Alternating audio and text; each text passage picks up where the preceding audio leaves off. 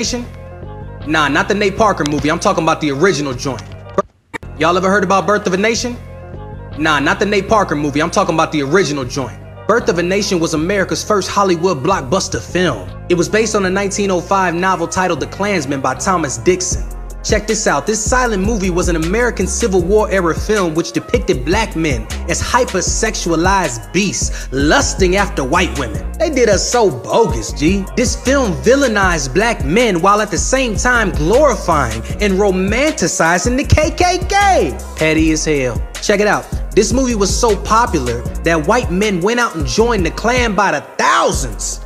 It literally revived the hate group.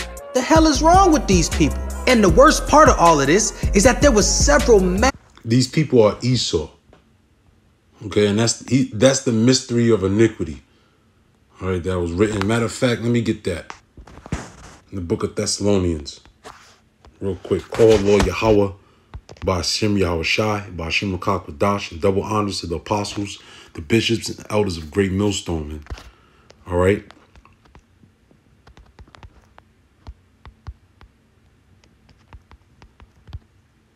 This is the book of 2 Thessalonians, chapter 2, and I'm going to start at verse 1.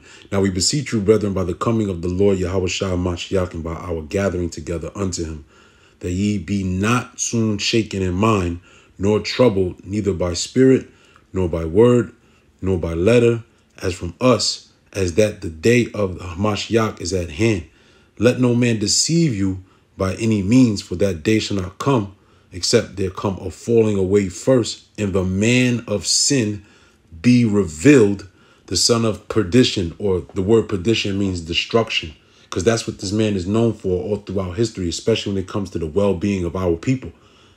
Okay? And we know who that, we know this man who we're talking about. I'm going to speak in cryptic, all right, because of the algorithms and, you know, hey, we living in that time, man. Okay? Look, you get this understanding now, better get this oil while you can now.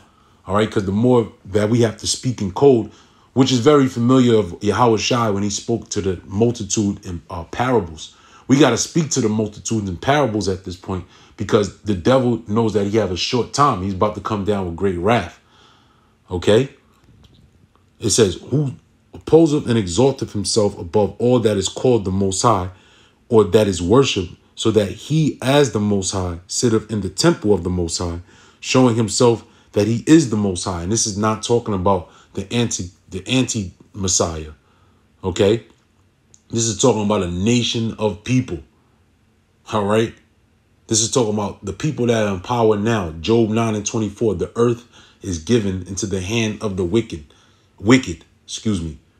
And it can't be talking about, you know, the spiritual demon Satan, because this is talking about referencing a man in particular. All right. And the Most High deals with nations anyway. All right. When the Edomites I'll go back, when the Persians got in power, when you had, when the Medes got in power, you had Darius, you know, you had Xerxes, so on and so forth, or the different kings of the Medes, that nation of people rose up, just like Nebuchadnezzar and the Babylonians. All right. The Syrian Babylonian Empire.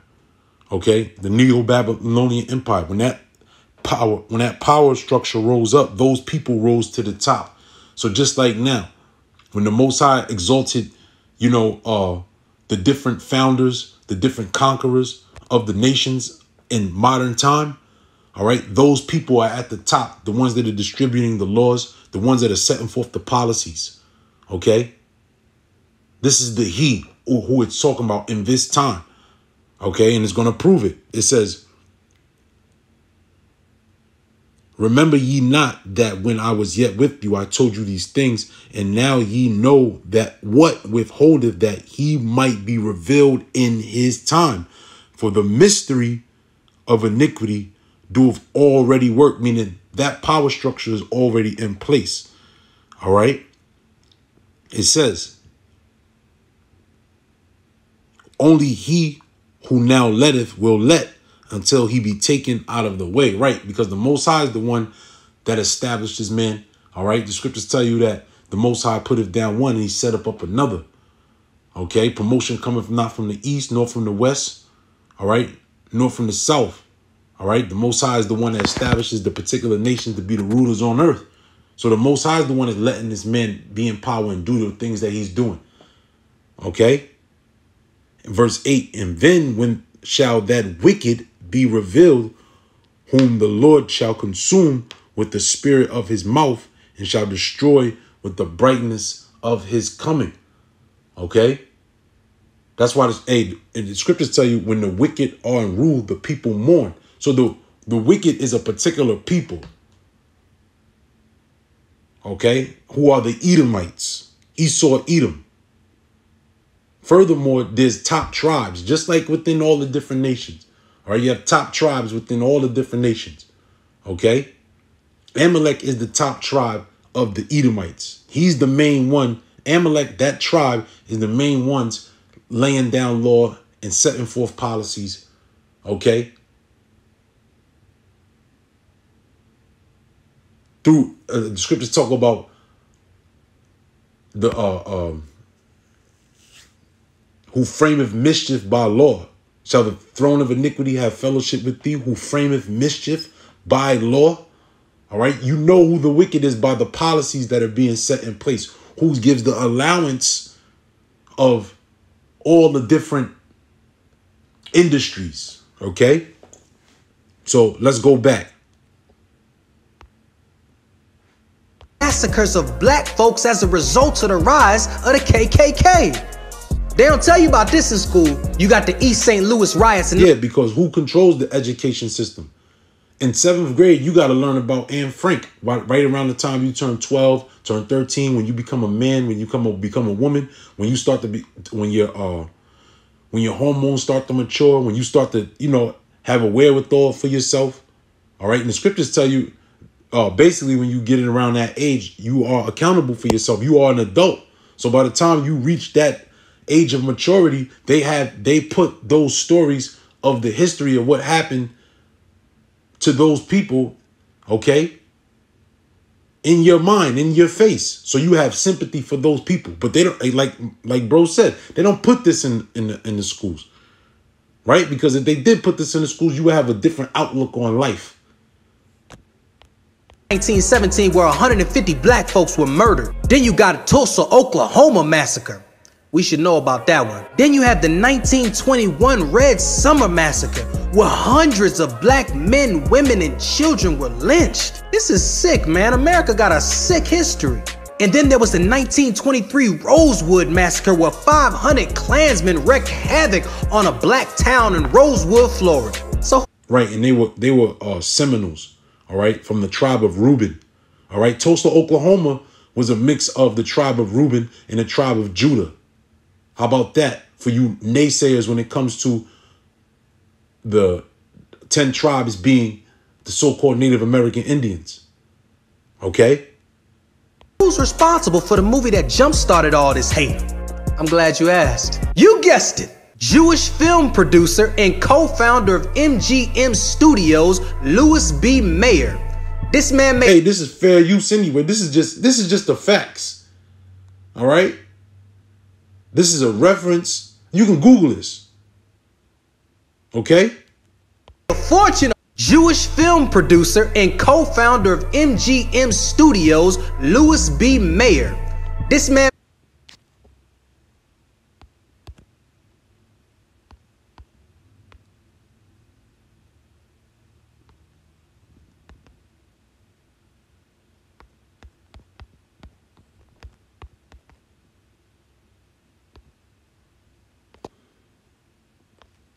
Here we go.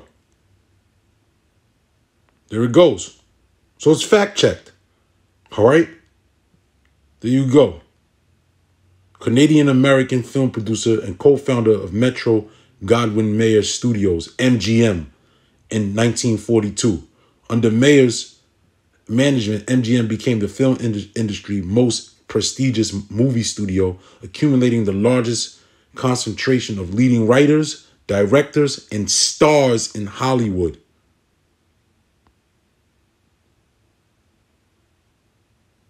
Okay?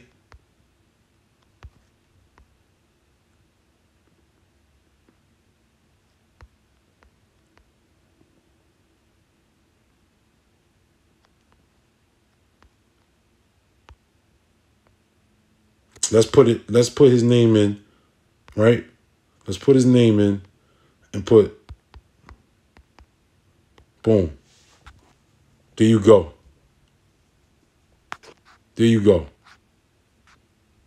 Read it and weep. Amalek, Esau, because you're going to get paid back for this. All right? There's going to be payback for this. All right? Thus saith the Holy Scriptures. Let's start off with Exodus chapter 17. Okay? When you go into this chapter, the children of Israel were at thirst, right? Riffing with Moses, and because they were thirsty, and they were contending with Moses. The scripture tell you that they chided with Moses, and they were saying, look, you brought us out here to die, right? So they finally got some water, and guess what? Who pops up on the scene? Amalek. Okay, and the Most High was with Moses, with Aaron, with the elders, okay? And they commissioned Joshua to go to war with Amalek. Okay, and at the conclusion of the matter, this is what was said. All right, verse 15. And Moses built an altar and called the name of it Yahweh, okay, Jehovah Nisi. And you know, a lot of these Christians like to quote this, oh, his name is Jehovah Nisi. All right, which means what? The Lord is my banner. That's beautiful, man. Okay, why? Because when you go into the scriptures, the banner, woo, this is real heavy. Okay, when you tie it all in, John the 3rd chapter, all right, as Moses lifted up, you know, the serpent, okay.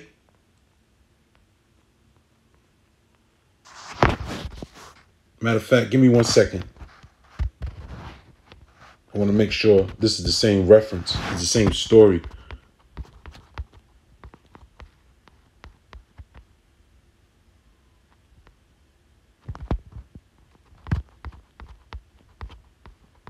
It may not be, but bear with me.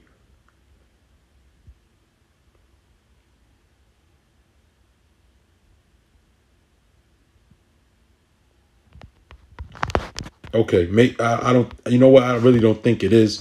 But either way, you know, it's showing that the Most High is with the children of Israel, okay, during the time of war with Amalek. And what, again, let's go back. What was the conclusion of the matter? It says, and Moses built an altar and called it Yahweh Nisi, which means the Lord is my banner. What's a banner? The banner is the standard. And the modern day banner is who? Yahweh Shai. That's what I was alluding to. Okay. Verse 16, for he said, because the Lord hath sworn that Yahweh will have war with Amalek from generation to generation. And guess what? Amalek is having war with us. Okay, Amalek is in the land of Israel. Okay, Amalek is establishing all the different industries to keep our people underneath and under bottom. Although he plays like he's our friend. Okay, and that's why I quoted that scripture. Okay, the throne of iniquity.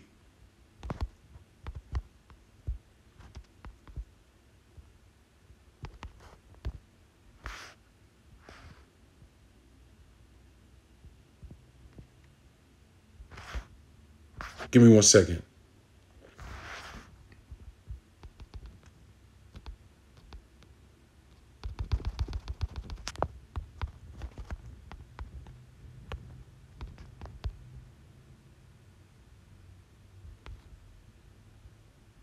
This is the book of Psalms, chapter 94 and verse 20. Shall the throne of iniquity have fellowship with thee, which frameth mischief by law? What does it mean to have, shall the throne of iniquity have fellowship with thee?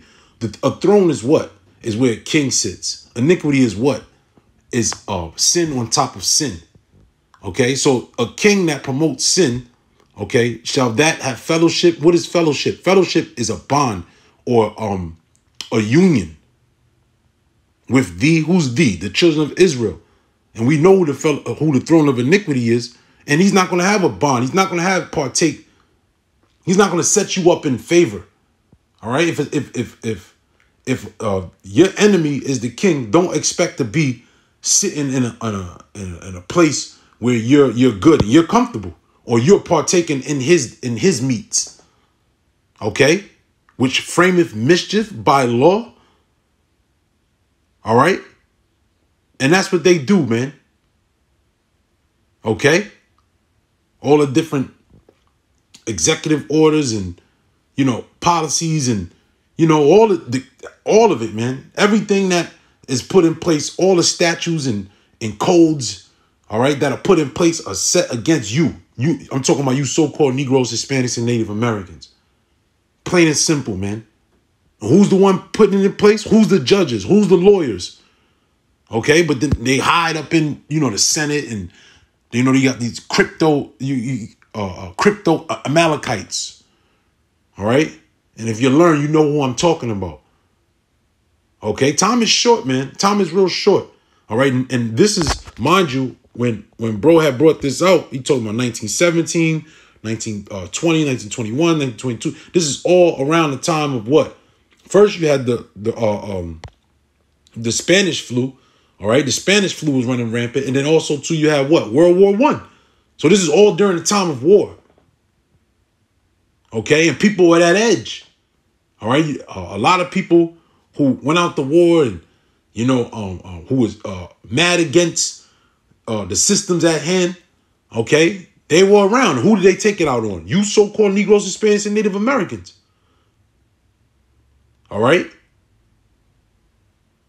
But guess what? See, this is their time to rule, but we're going to overcome at the last. Let me get this real quick.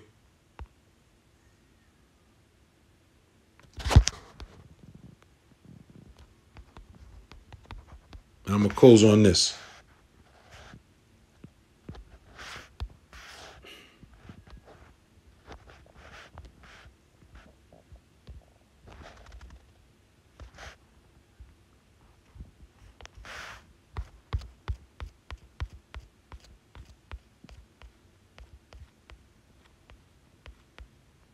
This is Numbers chapter 24.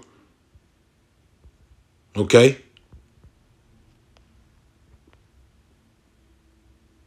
Verse 15. And he took up his parable and said, Balaam the son of Beor have said, and the man whose eyes are upon open have said, he said, which heard the words of the Most High and knew the knowledge of the Most High, which saw the vision of the Almighty, falling into a trance, but having his eyes open, right? Because Balaam, which was the prophet, all right, the Most High gave him a vision, okay? A vision of the end. And this is what he saw. He have said, which heard the words of the Most High and knew the knowledge of the Most High, which saw the vision of the Almighty falling into a trance, but having his eyes open. I shall see him, but not now. I shall behold him, but not nigh. There shall come a star out of Jacob. And that's heavy right there. Because although Balaam was a prophet, okay, he's seen Yahushua, but he said, I shall see him, but not be close to him. That's what it says, but not nigh. I shall behold him, but not nigh, because Balaam is not an Israelite. Although he prophesied of Yahushua in the end, all right, guess what? He's not going to be nigh. He's not going to be close unto Yahushua. All right? It says, and a scepter shall rise out of Israel and shall smite the corners of Moab and destroy all the children of Sheth. Yeah, the Moabites, they partake in all this too. If you see the current economics of the world, all right, Moab has a major part in this. Matter of fact, Moab played a major part when you read the book of the book of Judith, all right, of the cutting off the water supply. All right, it was who? It was Esau and Moab, man. Okay. It says, and Edom shall be a possession. Seir also shall be a possession for his enemies, and Israel shall do violently. And out of Jacob shall come he that shall have dominion, and shall destroy him that remaineth of the city. And when he looked on Amalek, all right, so he saw all these different nations, what was going to happen to all the different nations. But in particular, when he saw Amalek, he took up his parable and said, Amalek was the first of the nations. That's right. All right.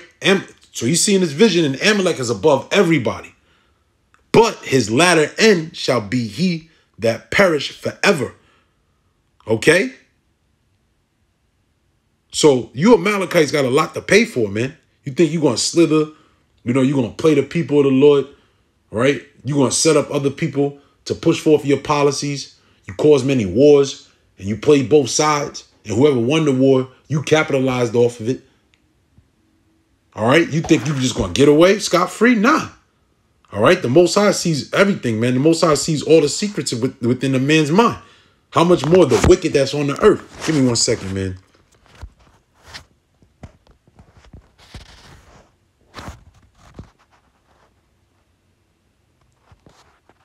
Go back to Exodus 17.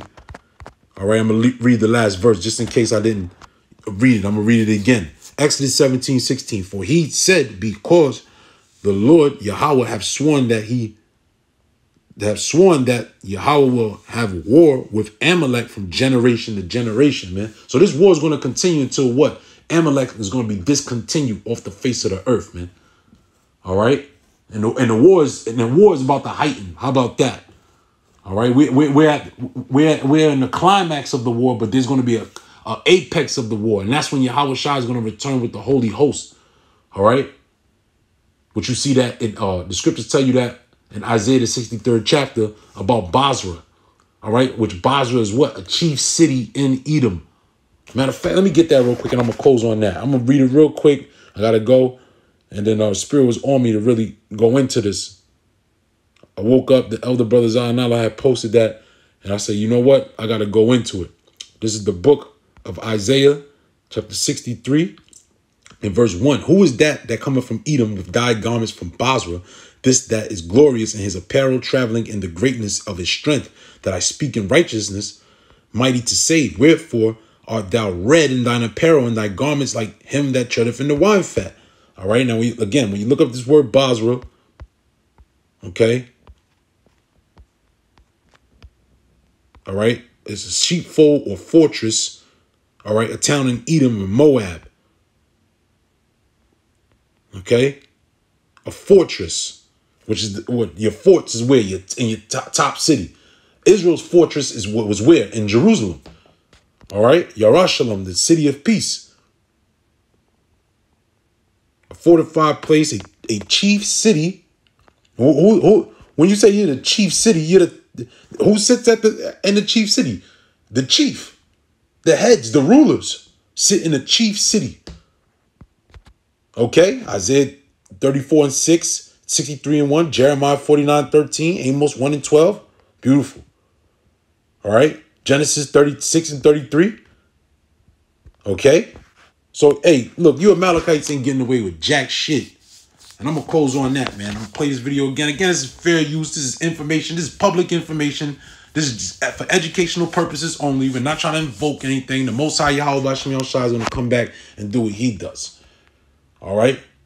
Call Lord Yahweh Bashim Shai, Bashim Kakudash. Shalom. Y'all ever heard about Birth of a Nation? Nah, not the Nate Parker movie. I'm talking about the original joint. Birth of a Nation was America's first Hollywood blockbuster film. It was based on a 1905 novel titled The Klansman by Thomas Dixon. Check this out. This silent movie was an American Civil War era film which depicted black men as hypersexualized beasts lusting after white women. They did us so bogus, G. This film villainized black men while at the same time glorifying and romanticizing the KKK. Petty as hell. Check it out. This movie was so popular that white men went out and joined the Klan by the thousands. It literally revived the hate group. The hell is wrong with these people? And the worst part of all of this is that there were several massacres of black folks as a result of the rise of the KKK. They don't tell you about this in school. You got the East St. Louis riots in 1917 where 150 black folks were murdered. Then you got a Tulsa, Oklahoma massacre. We should know about that one. Then you have the 1921 Red Summer Massacre, where hundreds of black men, women, and children were lynched. This is sick, man. America got a sick history. And then there was the 1923 Rosewood Massacre, where 500 Klansmen wreaked havoc on a black town in Rosewood, Florida. So who's responsible for the movie that jump-started all this hate? I'm glad you asked. You guessed it. Jewish film producer and co-founder of MGM Studios, Louis B. Mayer. This man made a fortune off of that film.